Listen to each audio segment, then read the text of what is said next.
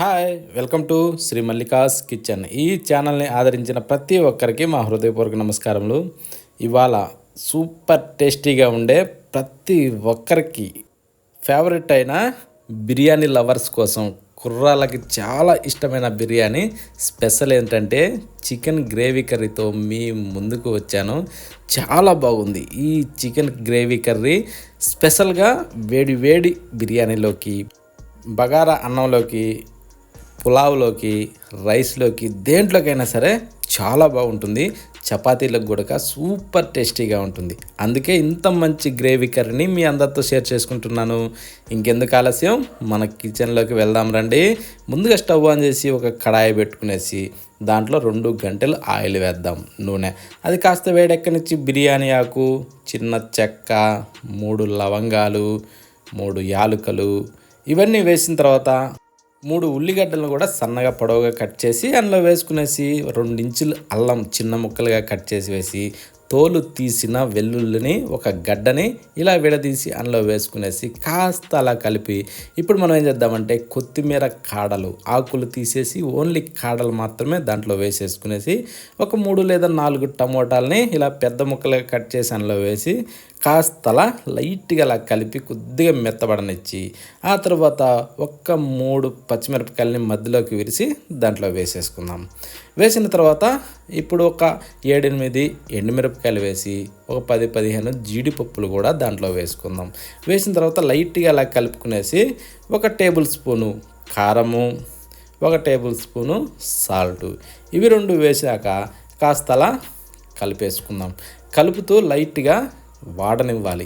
ఈ టైపు వాడిన తర్వాత ఇప్పుడు మనం ఏం చేద్దామంటే ఫ్రెష్గా రెడీ చేసి పెట్టుకున్న చికెన్ని నేనైతే 1 కిలో తీసుకున్నాను. ఆ కిలో చికెన్ని దీనిపైన వేసేసుకుందాం. వేసిన తర్వాత ఇప్పుడు మనం బాగా మిక్స్ చేసుకోవాలి.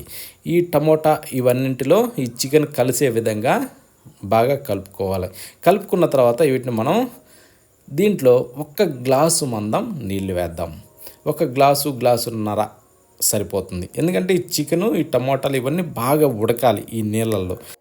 ఈ చికెను, టమోటాలు ఇవన్నీ ఏంటంటే నీళ్ళల్లో ఉడికితేనే దీనికి మరింత రుచి వస్తుంది. ఓకేనా? ఇప్పుడు మూత పెట్టి దాదాపు ఒక 10 నిమిషాల సేపు మనం ఇలా ఉడకనిద్దాం. ఉడికిన తర్వాత ఇప్పుడు ఒకసారి చూడండి ముక్క ఎలా ఉడికిందన్నది.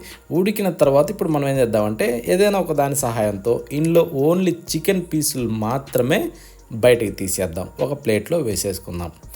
ఇంకా వేరే టమోటాలు, ఆనియన్స్, ఎండుమిరపకాయలు, జీడిపప్పు ఇవన్నీ అందులోనే ఉంచేసి ఓన్లీ చికెన్ పీసెస్ మాత్రమే తీసి ఒక బౌల్లోకి వేసుకుందాం. ఇది ఏంటంటే ఈ రెసిపీ చాలా రుచిగా ఉంటుంది. ప్రతి ఒక్కరూ ట్రై చేయండి.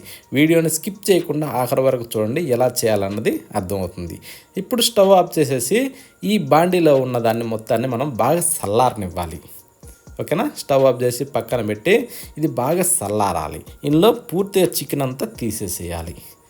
ఇప్పుడు బాగా చల్లారిన తర్వాత ఇప్పుడు మనం ఏం చేద్దామంటే ఒక మిక్సీ జారీ తీసుకుందాం.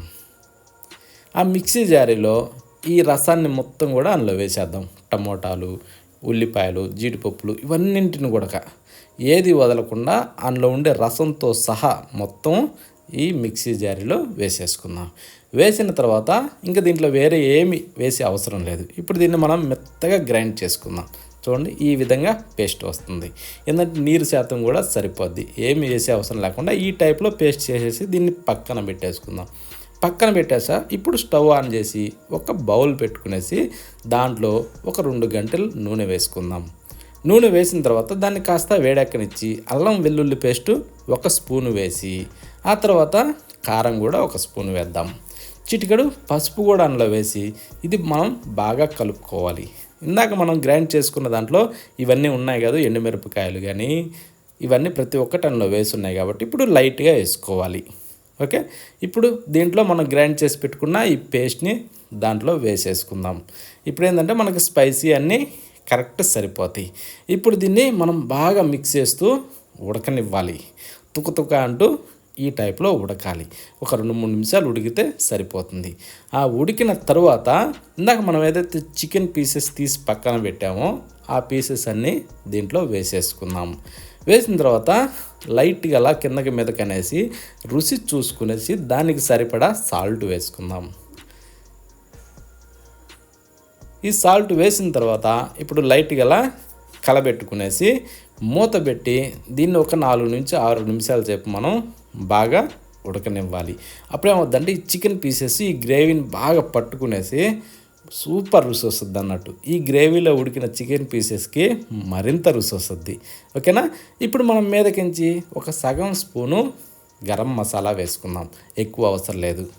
ఇప్పుడు ఆ తర్వాత కస్తూరి మేతి, దీన్ని కూడా చేతులు వేసుకునేసి ఒక స్పూన్ మనం ఈ టైప్లో పొడిలాగా నలిపి అందులో వేసేసుకుందాం. ఇలా వేస్తే ఏమవుద్దంటే కూరకు మంచి కలరింగ్ వచ్చి భలే రుచి వస్తుంది. ఓకేనా. అందుకోసమని ఇలా నలిపినప్పుడు ఆ కస్తూరి మేతిలోంచి ఒక స్మెల్ వస్తుంది. ఆ స్మెల్ వెంటనే కూరలో ఇనికి అదిరిపోయే రుచి వస్తుంది అన్నట్టు. అందుకోసమని ఇప్పుడు మీదకించి కొత్తిమీర వేసుకునేసి అలా లైట్గా కలుపుకొని ఇక స్టవ్ ఆఫ్ చేసేసుకుందాం. ఇది చాలా ఈజీగా తయారు చేసుకోవచ్చు. చికెన్ లవర్స్ కోసం అదిరిపోయే వంట. ప్రతి ఒక్కరూ ట్రై చేయండి. ఇది ఎలా అంటే వేడి వేడి బిర్యానీలోకి కానీ, బగారా అన్నంలోకి కానీ, పులావ్లోకి కానీ, అలా ఏ మసాలా అన్నంలైనా సరే అదిరిపోయే రుచిని ఇస్తుంది. ఓకేనా. ఇంకా వేడి వేడి అన్నంలైనా సరే పర్వాలేదు, నెంబర్ 1 రుచి ఇస్తుంది. ఇంకా చపాతీలోకి అయితే చెప్పే అవసరమే లేదు, అంత బాగుంటుంది. ప్రతి ఒక్కరూ ట్రై చేయండి. ఈ రెసిపీ మాత్రం నెంబర్ 1 రుచిగా ఉంది. ఓకేనా. చికెన్ గ్రేవీ ఇది చాలా బాగుంది. మళ్ళీ కలుద్దామా?